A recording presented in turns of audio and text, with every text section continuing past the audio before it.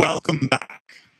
My name is Sean, and today you're here with me while I record the comeback episode of Possibilities. This is actually a podcast I originally started, my very first podcast, actually. And interestingly enough, was essentially guided to create this podcast. And I had all of these ideas and actually I recorded many, many episodes. Part of, I could say my training for what I'm doing now, Sean's Thoughts. And Possibilities was always about, sharing what the possibilities could be, what amazing potential we had as Homo sapiens, as caretakers of this beautiful planet that we call Mother Earth or Gaia. And so, yeah, I'm really super excited to bring this back to the public view because for me, possibilities isn't about, trying to convince people of a potential future. It's more about exploring and having constructive conversations about what could be potentially a part of our brand new world that we are currently birthing. Regardless if you can actually see that or not for yourself, I mean, the whole grand picture of how everything can come to be, you can definitely see that things are changing. And change, there's going to have to be a lot of newer ways of doing things. So, welcome and thank you while I sit behind this 100-year-old tree, perhaps, and share some of my intriguing thoughts with you. Now, I'm assuming, based on the report that I did yesterday, that this wind, of course, will somehow affect the audio, but I'm going to trust that the wind stays away just as long as I need to in order for me to create this. And so, as I said, I'm super excited. And at some point, a little bit tired. You see, you've been listening to my audio podcast or my video podcast as well on any of the numerous sites from Apple to Spotify, Rumble to YouTube. And there's a couple other places that I recently my wings out to. Then you'll know that I'm essentially on the road and I'm truly living the life, or at least I'm working towards living the life that I've been talking about living for such a long time. Now, there are a couple pieces that are missing from this whole journey that I expect to be on soon enough. Yet, I'm working on what I'm working on. I'm still actually, as you said now, republishing entire list of possibilities now as a podcast. So this video, it will be in my podcast possibilities. And while it is a rebranding and a reigniting of that podcast being my original podcast, I've also brought in several other videos. So after watching this one, perhaps you'll go over your time and attention with those. And of course, your time and attention mostly through comments for self-reflection, because it really, truly does help. Like uploads. When we stop and think about what we've received and, comment on it, whether we say yay or nay, doesn't really matter. It lets others know that we were here. Well, as of course, it gives us time to reflect on what I just hear. So today, what we're going to talk about, now that we're finished that long introduction, is one of the most amazing things that I envision in our world to come. And this conversation essentially is about what would a world look like without borders? And I'm not just talking about, international borders, although for most people, that's we will get into the conversation. Talking about borders overall. See, as we know or recognize, they, the ones who once controlled us and no longer do, by the way, they controlled us through so many different points of separation. They would separate us by gender, by color, by creed, by religion, by so many different aspects, even by like fragments of religion themselves.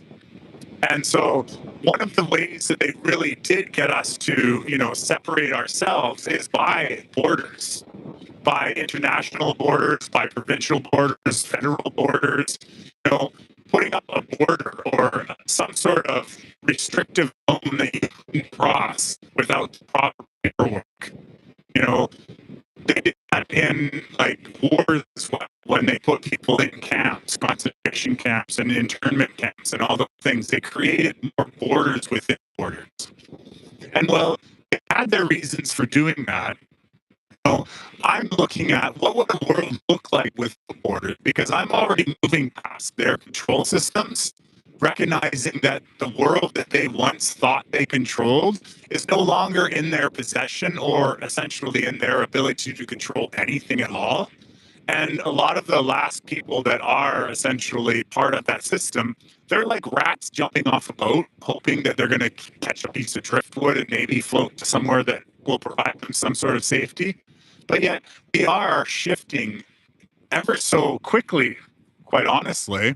It does feel somewhat of a slow move or a slow grind when, you're within it, understanding what is happening, waiting for that big change. But yet, when we look out in the outside world right now, we are seeing so much fundamental change. And this change is essentially leading into a lot of the removals of red tape and senseless wall borders. So I think to explore what does a world look like without having a designated line that you can't cross in order to go somewhere that you want to go. In Canada, for example, I had the blessing to be in one of the largest countries in the world that are essentially the only real border that we ever had was with the United States of America. And that border was written all over the place. It wasn't one straight line. It was just kind of going around whatever they wanted one side to keep more so than the other side. Keeping in mind that it was all controlled by the same people anyway, so it really mattered to create zones and such, and economic barriers and whatever it is, and limit people from going from one side of that line to the other side of that line. But nonetheless, there's other places all around the world where borders are walkable distances between countries. See, I had the opportunity to walk across several borders, one being the border of Belize and Guatemala, another one being America and Mexico through the Tijuana walkthrough, as well as I walked across the border between Thailand and Burma. And, those were very unique cases that had happened. And I didn't even really need any sort of documentation. I just walked to the other side of the street, essentially. And so I've had the experience of being able to walk between borders, and, things really don't change one side or the other. So I would imagine a world without borders in place. You know, when people think of scarcity and they think from a point of lack, there may be a worry of, well, if there is no borders, then there's going to stop. What's going to stop all those people from coming over? Well, you know, if there aren't borders and there aren't reasons to stop people from going places, people may leave from one place and go to another place and have the ability to go where they're called to go to, whether that's reconnecting with family or finding a job that's more in alignment with who they are, or venture and looking around the world. Now, without borders, you might say, well, what's to stop people from coming all into one area? And I would honestly say common sense would probably dictate that. Sure, there's certain times of the year when, people would love to be all in the same place for different festivals and such. And, there's possibly other ways that we could go about but encouraging sense when it comes to passage between places. But yet, a world without borders would mean that people are able to return to those lands that they once called home, or they were able to go on large adventures and seek out new places and new civilizations and boldly go where Well, everyone else has already went, so they're on their way there, and those people are going over there. So I think the idea of open borders would be an awesome, segue to a new Earth, because borders also create labels for the people that are living within the area. So a label for me, for example, would have been I'm Canadian, but yet, what does Canadian mean? Canadian is just a geographical area in which I was born. It's not necessarily who I am as a Homo sapien. I had a test on me done, my genetic background. Some people would say perhaps that wasn't a great idea, but it showed that I even had a 9% of Native American, and I had like a 7% of African American in me, and I had like lots of different traits from all over the world. So really, being within that border gave me an identity or a label, or in some cases, a passport, which we have to pay an arm and a leg for. And that's about all. Because me, myself, and I am who I am. I am a Homo sapien. I currently have the label named John. It was given to me by my mother. And yet I see myself as an earthling, as a Homo sapien, a caretaker of this beautiful planet. And that type of philosophy, I could say, would go way beyond borders to identify as being, it's the piece of land that I was born on or that they claimed I was born on, doesn't necessarily reflect who and what I am. And often, you see people from all over the world that were grown up and born in other areas, regardless of where their ancestry came from. And, there are a lot of nomadic people. And that's another thing that I think would be very beneficial for the nomadic community, is to allow people to freely move about our planet, allowing ourselves to trust in God, in source, trust in, more importantly, that we will have what we have when we need, and essentially contribute all along.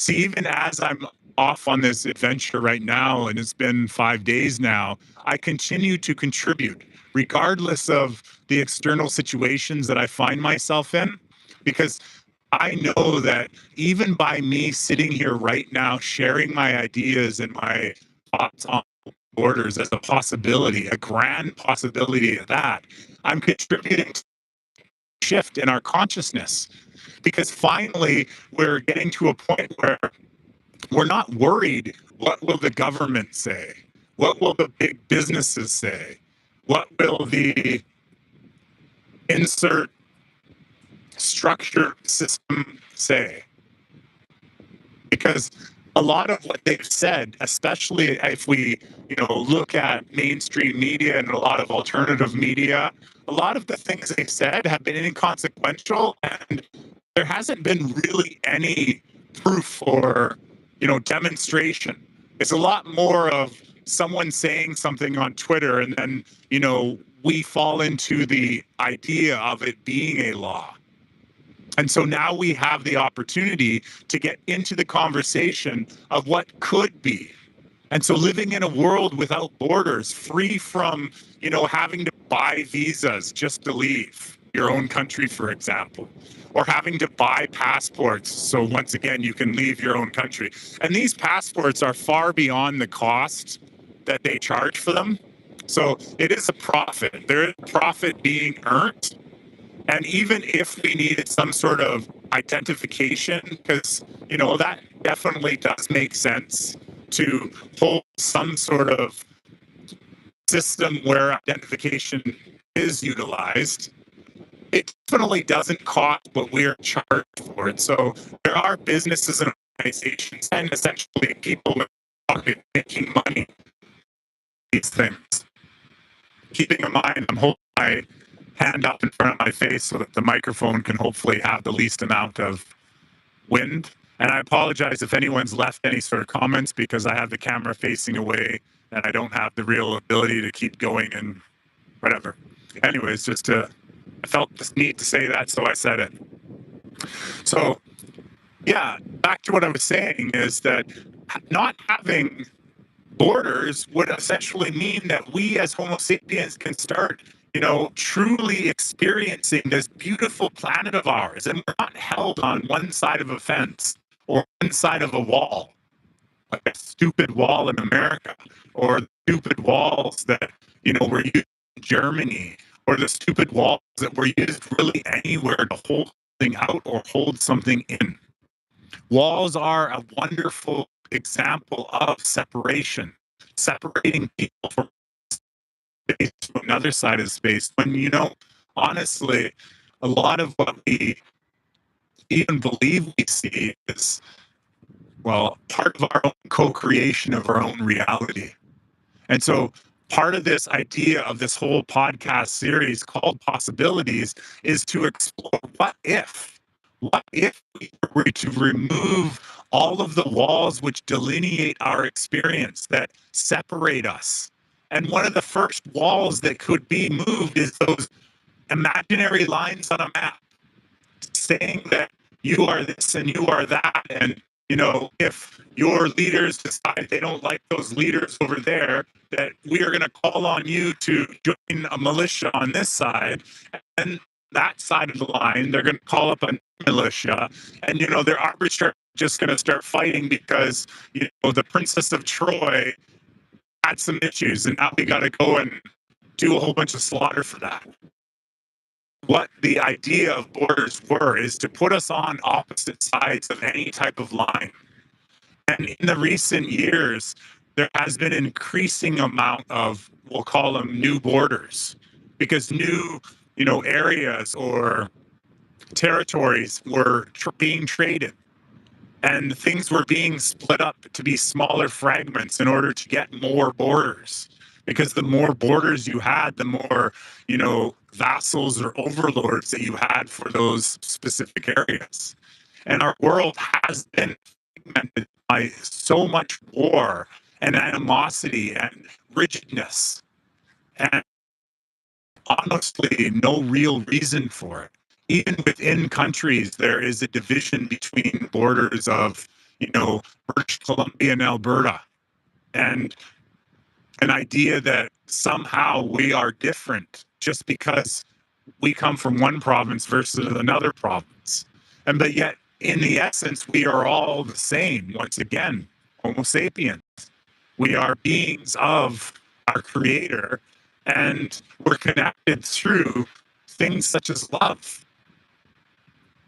So, you know, if we back into how our world used to be, if we reach into our back pocket and say, okay, well, because X, X, X, X, and happened in the past, we need this in order to, secure ourselves, to secure our borders. We need to, you know, build new turrets and build new walls and keep them out. But yet, when we reduce the amount of limitations we have, that there is a lot more love and compassion within each of us. And we can start to spread our wings a little bit further. Just imagine an eagle that's put into a small box that's injured. Until it actually gets out of that box, it's not going to be able to spread its wings to help it heal to the point that it needs to heal. So being stuck in a cage, it's not going to be able to heal fully. It needs to get out of that cage, remove the borders of its cage, allow it to spread its wings before it becomes fully healed. And so, with that being said, if we were to release ourselves of the borders we have on our planet, all of them, and, bring our communities back to local aspects, maybe we don't need to worry about, you know, things that are happening between some border and other border and all that stuff. And we can let all that go. There is so much animosity and hatred, perhaps even, that once we let our borders go and people start to intermingle and to recognize that we are all the same, things would be a lot less challenging. Not to say they're going to be easier, because, in the coming years, perhaps, or however long it may be until we reach a harmony, that would be ideal, there of course will be challenges. But yet many of our challenges are created by borders, created by events that happened once upon a time, and perhaps they didn't even happen. Perhaps the media spinning it, telling us a story, creating animosity and fear between two groups that stood on the other side of some sort of border. And yet, when we have more people that begin to start to walk borders, not relying on systems of trafficking and systems of moving people around in big metal tubes. When we start to have people that are walking around the world, such as I did, and intermingling with people that don't speak their language, where, we rely more on our body language to communicate, and we rely on the goodness and the kindness of people who don't necessarily speak our language. When we're truly able to see each other for who we all are, and we all are beings that hold so many of the same traits. And once we're relieved of all of that consumerism and that media programming, we're going to have a lot more opportunity to do that. So, what would the world be without borders? It'd be a lot more free. But at the same time, it's also going to require us to, change the way that we think and shift our perspective of one another. Because if there isn't a border holding people coming in, there isn't a border holding people from going out. Means we are freer to fly like that eagle and start spreading our wings and going more places and seeing more things. And then when, there is some sort of social media post or something that inhibits, or not inhibits, but incites fear, we can have more people just going there and doing that. And we don't necessarily need to hold labels of places which we were born in. We can be who we are as opposed to who some birth certificate told us that we were. And, like I said, while we may have little pieces of paper or some sort of identification about who we are, we probably don't even need that and it's on a time soon enough either. Because trust will start to, once again, and we can trust one another. So releasing all forms of separation starts at realizing we are all one community, one global community, and we don't need to have a governing group somewhere in some federal land halfway across the world. Because in Canada, from British Columbia all the way to Ottawa, that's a quarter of the world away. And maybe, just maybe, we would do better to have local representation and local communities looking after local interests and being a part of a global community where when people from, oh, I'm from Earth, but I was born in this city. Maybe, just maybe, that's a way to get to where we're going. It's possibility. And that's what this whole podcast, Possibilities, is all about. It's just about exploring what could be. And, just because it could be doesn't necessarily mean it's way, but yet maybe we could move more in alignment towards that because, freeing up the world to have to pay visas and overpriced passports and, to have all of those checkers checking everything, all because everyone's worried about what some person may or may not have done, whatever that means. Anyways, thank you so much for sharing time with me and this tree. I truly appreciate you, and let's explore possibility. If you have an idea for a possibility, put it in the comments, and it'll spark my interest, and we can talk about that possibility as well. Because you know, really have been guided to bring this podcast to the forefront, and maybe, just maybe, this is the reason why so many different things have taken a little bit longer than I could ever have imagined to take, because this was the first podcast that I did after vision, after thought, after thought. Uh, So I recorded so many ideas of what if, what if, what if. Actually, the first one you'll see after this is what if the Great Wall was built the other way? That was one of my first talks that I had as well. And another one of my favorites is what if telephone poles were to grow tree branches or leaves or something like that? Another idea. Once again, it's all out of left field, as they say, but yet that's kind of where I see us going. See us going into a world where possibilities are only limited by what we believe to be that limitation. And for me, I'm out. I believe that there isn't a limitation. I believe that we are fundamentally stronger than we could ever have imagined. And I'm on a search, a mission to be that, to be the person that I always felt that I was within my gut, within my heart, within my soul. Well, and that's the person that, or the possibility that I truly want to embody and align with. And so, as I said, thank you for sharing with me. I hope that if you get this far, you will take time to self-reflect, write comments. Let me know what you want to talk about as a possibility for the new Earth, because it's completely time. It's completely the time now for the possibilities for all of us.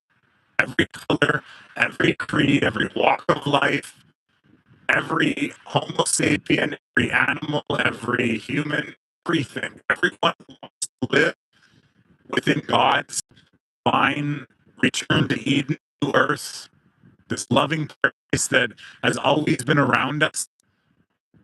Welcome